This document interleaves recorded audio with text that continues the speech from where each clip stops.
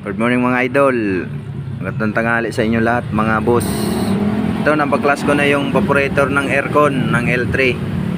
Ito yung condenser niya dito sa harap. Sobrang dumi naman Kasi yung sa ulang mga bossing, ito yung condenser niya sa uli, ang dumi Kasi ito yung dryer mga bossing. Papalitan na to sigurado. Tapos ito yung mahirap na tanggalin bossing, kumapit na. Papainitan natin yan para matanggal. Kasi ito naman yung evaporator sa uli. Ito naman ganun din yun, kumapit na rin yung bulb nya yung expansion bulb nya Kiki Fuji yung kanya expansion bulb nya, maganda yan. Ito yung sa harap mga bossing, yung evaporator.